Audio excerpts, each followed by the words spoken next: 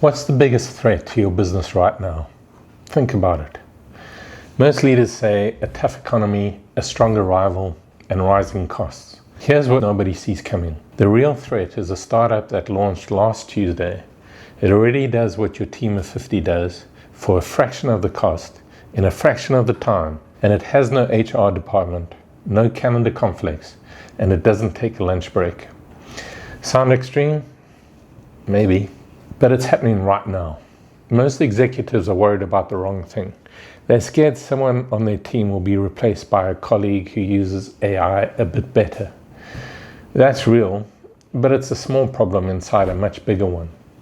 The actual danger? A completely new kind of company is emerging. It runs on AI from the ground up. It can enter your market, serve your customers, and undercut your pricing before you've even agreed the scope of your response. Sounds a bit dramatic, but bear with me. We call this an AI-driven enterprise, or an AIDE for short. And once you understand it, you'll never look at competition the same way again. For hundreds of years, businesses have run at human speed. You gather information, you deliberate, you decide, and you execute. That cycle used to take months, sometimes quarters. And because every competitor faced the same constraints, human cognition, human calendars, human energy, it was fine.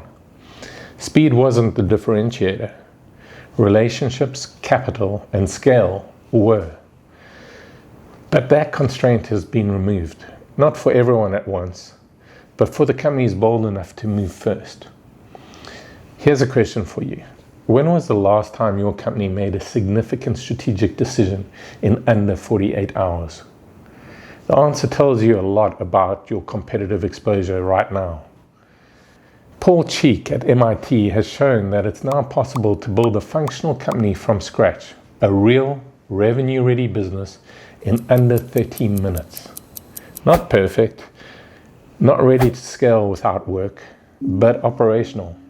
A revenue-generating proof of concept. Out the door. When the cost of starting a company collapses like that, everything changes. More entrepreneurs can test ideas. More ideas get tried. The companies that survive aren't the ones with the most capital anymore. They're the ones that move without waiting. Now you might be thinking, oh, that's fine for tech startups. My industry is different. Maybe.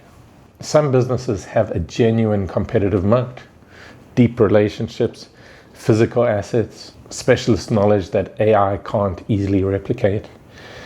But here's the question you need to give some time to. Are you sure your moat still holds? Or are you assuming it does? Disruption doesn't knock on the door and ask permission. It quietly unscrews at the hinges. In the early startup world, we obsessed over burn rate. How fast was the cash running out?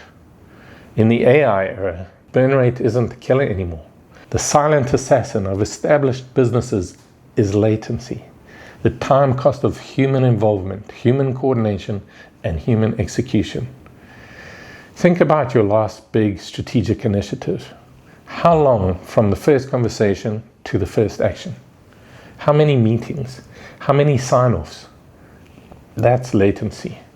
And in a world where AI-driven competitors move in hours, your latency is their advantage. Here's the contrast most companies don't want to admit. A legacy company, months of deliberation, execution relies on 5 departments syncing their calendars, a kickoff meeting just to agree the agenda for the next meeting. Or an AI-driven enterprise. AI working in parallel, around the clock, across every function simultaneously. No burnout, no sleep, no inbox that needs clearing. While your team is circling a date for the planning session, the AIDE has already launched, gathered real data, and started its second iteration. And here's where it gets uncomfortable. That risk, that gap between where you are and where you need to be, is accumulating silently. Most companies only see it when it shows up in their market share numbers. By then, it's a crisis, not a signal.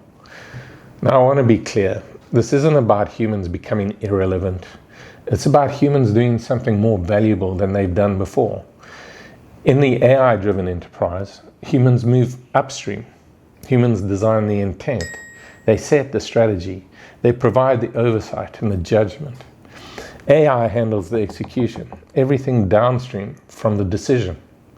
Think of your organization as a network of human and AI workers operating side by side. The human workers bring direction, ethics, and accountability. The AI workers bring speed, scale, and consistency. But this only works if you've defined the boundary clearly. What does AI get to do in your name, and what does it not? Here's a question which you can answer in the comments if you wish. What percentage of your working week is actual decision making versus coordinating around decision making? Almost every company today claims to be embracing AI, and most of them mean it when they say it. But here's a simple test of whether a company is actually changing or whether it's just talking.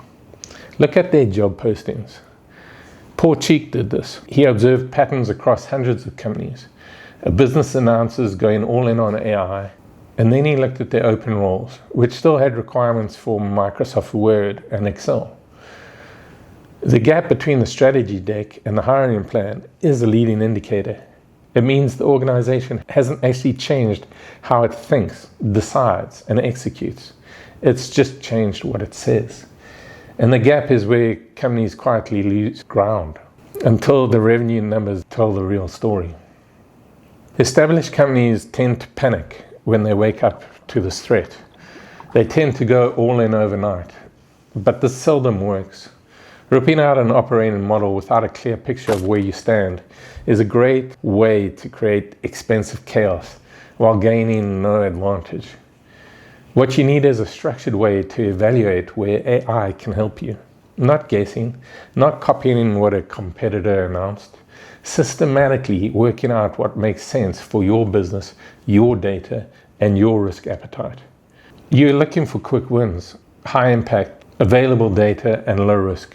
So you can build momentum, build confidence, and then you can scale.